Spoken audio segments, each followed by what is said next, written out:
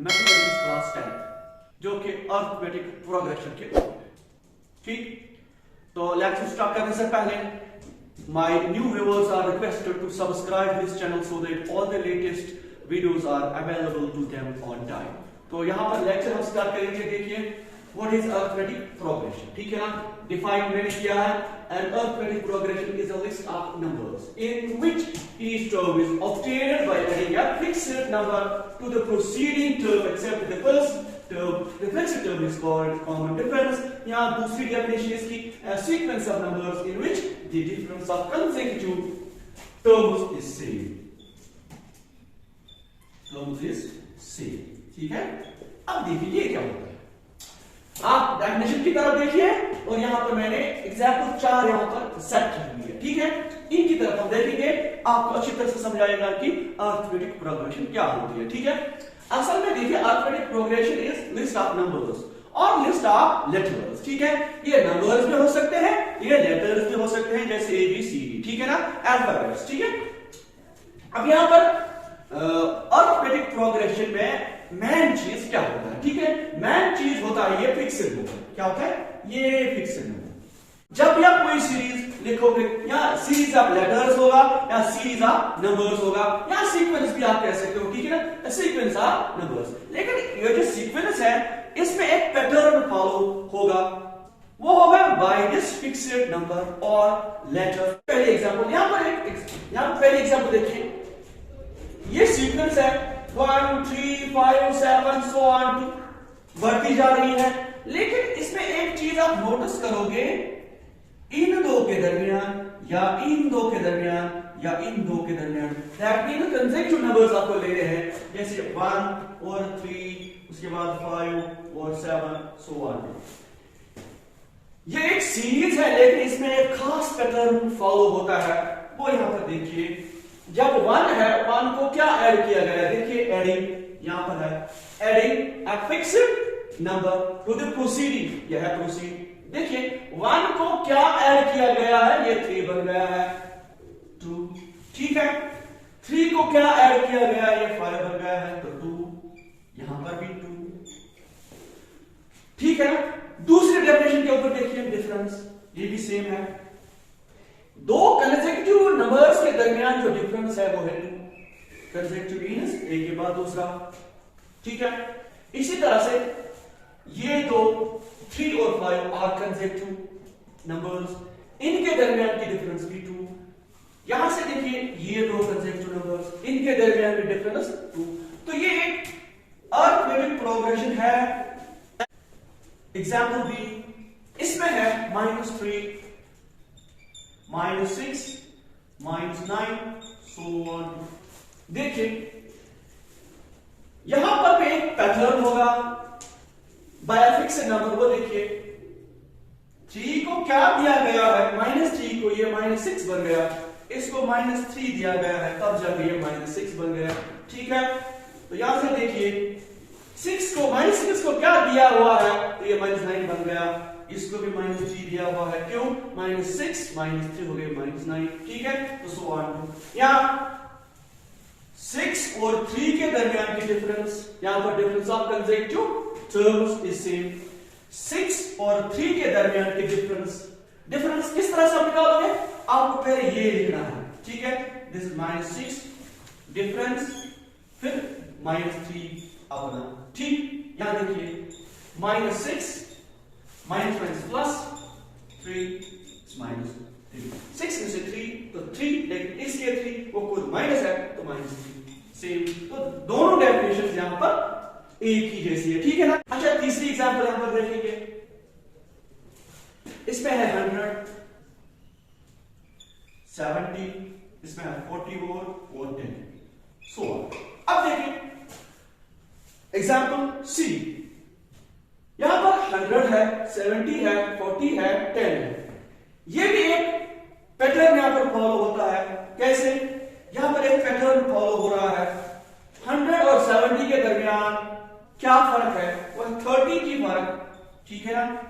यहां पर भी 30, यहां पर भी 30, लेकिन जब यह डिक्रीजिंग है तो माइनस आएगा, है ना। क्यों, मैंने अभी कहा difference of to consecutive numbers, पहले ये आपको लिखना है 70 माइनस 100, दिस इज माइनस 30, ठीक है। तो जब डिक्रीजिंग हो तो माइनस में, इंक्रीजिंग हो तो प्लस में। अब यहां पर और एक एग्जांपल डी क्या सेम भी हो सकती है, वो है यहां पर 3,3,3। यहां पर डिफरेंस क्या है, यहां ये जो 3 है किस तरह से इंक्रीज हो रहा है, या इस 3 को क्या फिक्स नंबर ऐड किया गया है 0, यहां पर भी 0, यहां पर भी 0। तो ये एपी है और इसका जो फिक्स नंबर है वो है 0, ठीक है। तो यहां पर आपने देखा ये जो एपी होती है इसमें जो फिक्स नंबर होता है ये किस तरह का होता है, कभी ये पॉजिटिव भी होगा, ठीक, कभी ये नेगेटिव भी होगा और कभी ये 0 भी होगा, ठीक है। पॉजिटिव किस में था, पहले एग्जांपल में पॉजिटिव था, फिक्स्ड नंबर जो था ना वो पॉजिटिव है, यहां पर पॉजिटिव है, यहां पर क्या है, यहां पर आप देखिए यहां पर नेगेटिव है, ठीक है ना, -6 -3 तो नेगेटिव है, इधर नेगेटिव है, इधर भी नेगेटिव है और यहां पर 0, ठीक है।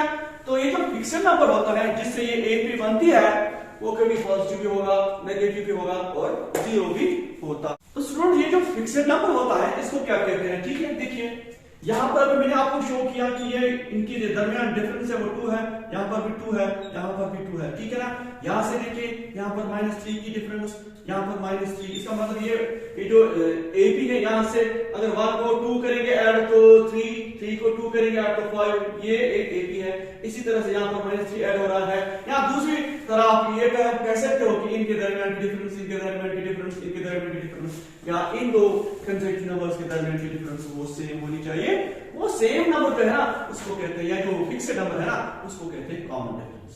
क्या कहते हैं, this fixed number is called common difference, ठीक है।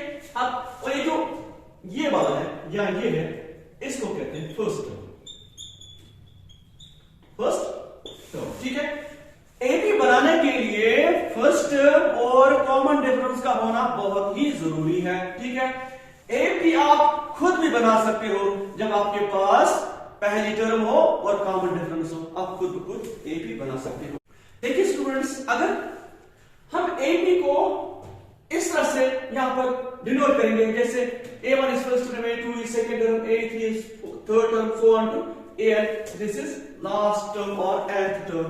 तो उस वक्त ये जो कॉमन डिफरेंस है वो किस तरह से आप डिफाइन करते हो। देखिए अभी मैंने कहा जब आप डिफरेंस दिखाओगे यहां पर तो a2 माइनस a1, ठीक है। Consecutive difference of numbers a3 minus a2 so on. यहां पर लास्ट टर्म क्या है an माइनस इससे पहले की टर्म दैट इज an-1, ये सारा d के ही बराबर होगा। क्यों, देखिए d किस तरह से आप निकालोगे, जब भी आपको इस एपी देखोगे तो उसमें आपको देखना है डिफरेंस ऑफ कंसेक्यूटिव टर्म्स।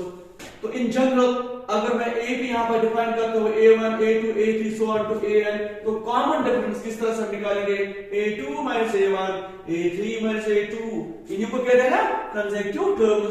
तो यहां पर an है लेकिन an से पहले एक टर्म है an-1, वही मैंने लिखा an-1, ये सारा d के बराबर है क्योंकि हर एक कंसेक्यूटिव टर्म्स के दरमियान जो डिफरेंस है वो सेम है, दैट इज d, ठीक। Now general form of AP किस तरह की होती है, हर एक एपी वो ये पैटर्न फॉलो करती है, जैसे a plus d a plus 2d a plus 3d so on to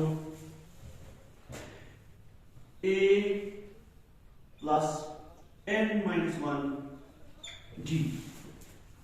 हर एक एपी ये पैटर्न फॉलो करती है। तो इसका मतलब जब भी आप कोई भी एपी यहां पर ड्रा करोगे तो बनाओगे तो उसके लिए आपको पहले फर्स्ट टर्म चाहिए और डी चाहिए।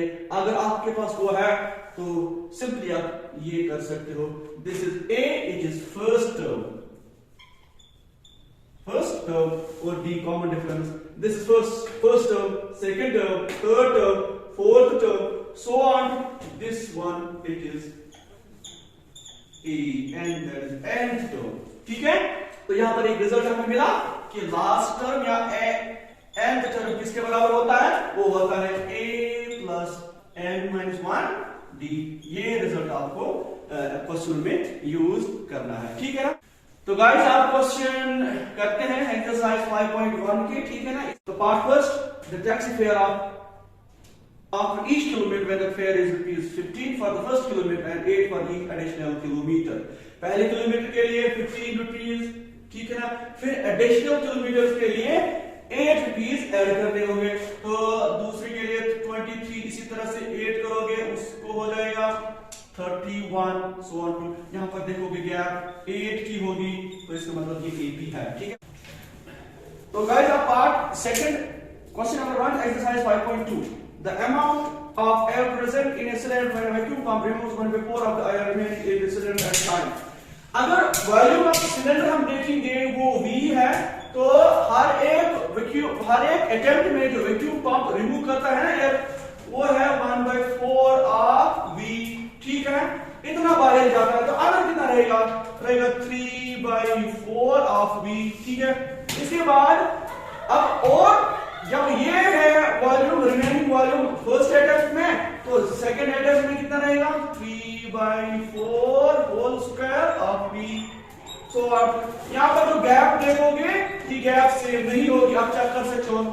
सो पार्ट सेकंड में AP नहीं बन रही है, ठीक। पार्ट थर्ड में है the cost of digging a well after every metre of digging when it costs ₹150 for the first metre and rises by ₹50 for each subsequent metre. देखिए cost of digging पहले metre के लिए 150, additional metre के लिए 50 आपको charge होंगे, तो ये बन जाएगा 200, तो उसके बाद 250, सो ऑन टू। यहाँ पर गैप देखिए 50 की गैप है, तो पार्ट थर्ड में जो है AP बन रही है। इसके बाद IV पार्ट में है, IV part is the amount of money in the account every year when 10,000 is deposited at compound interest at 8% per annum। देखिए अगर आपने बैंक में 10,000 रुपए डिपॉजिट किए, ठीक है, तो पहला साल खत्म हो गया तो आपको 8% यहाँ पर इंटरेस्ट मिलेगा, तो वो बन जाएगा 10,800, ठीक है ना, क्योंकि 10,000 का 8% है 800, तो दूसरे साल के लिए जो प्रिंसिपल अमाउंट होगा वो होगा 10,800। अब तीसरे साल के लिए देखना है, जबकि 8% और चढ़ेगा, लेकिन वो इस पर नहीं चढ़ेगा बल्कि इस पर चढ़ेगा, क्यों? ये दूसरे साल के लिए है अमाउंट, ठीक। अगर आप देखोगे 8% ऑफ 10,800, देखिए ये और ये कैंसिल, ये बन जाता है 8 8 64, 8 1 8, यहां पर होगा ये 864, जबकि पहले साल में 800 है, अगले साल में 864, तो 800 और 864 ये सेम नहीं है। दैट मींस पार्ट IV में AP फॉर्म नहीं हो रही है। अब क्वेश्चन 2 इसमें है write first four terms of the AP when the first term A and common difference G are given as। Part first में है, आपके पास A है 10 और D जो है वो भी 10 ही है, ठीक है। आपको क्या करना है? आपको पहली 4 टर्म्स आपने यहाँ पर लिखनी है। तो पहली टर्म जो है वो A है, दैट इज 10, ठीक है। दूसरी टर्म क्या होगी? वो होगी A प्लस D, ठीक है ना। तो A is 10 plus D is 10, तो दूसरी टर्म 20 होगी, ठीक है। तो अगर इस तरह से आप लिखोगे A1 that is first term वो A है, तो 10 A2 equal to A plus D, मैंने इससे पहले आपको वो यहाँ पर सिखाया है।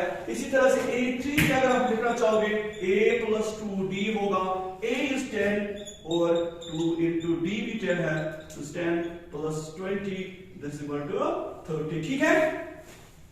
इसी तरह से A4 that is fourth term वो होगी A plus 3D, this is A is 10 plus 3 into 10, क्योंकि D भी 10 है, तो 10 प्लस 3 10 30 इक्वल टू 40, ठीक है। इस तरह से ये क्वेश्चन आप कर सकते हो। इसी तरह से पार्ट सेकंड में है, पार्ट सेकंड में क्या है? A आपके पास -2 है, A is -2 और D है 0, ठीक है। अब देखिए first term A1 this is A, वह है -2, second term is A plus D, A is -2 plus 0 वो भी होगी -2, इसी तरह से a3 is a plus 2d is minus 2 plus 2 into 0, this is minus 2 plus 0 is minus 2. इसी तरह से a4 भी minus 2 होगा, ठीक है ना। इसी तरह से आप बाकी पार्ट्स क्या खुद कर सकते हो। तो क्वेश्चन 3 में है for the following APs write the first term and the common difference। यहां पर देखिए आपके पास AP है, यहां पर देखिए आपको क्या करना है, आपको फर्स्ट टर्म बतानी है। तो first term that is a equal to 3, उसके बाद b आपको बताना है, b is a2 minus a1, a2 is 1 minus a1 that is 8 is 3, तो यहां पर minus 2 है, ठीक है ना। इसी तरह से पार्ट सेकंड में गामा 7, ठीक है।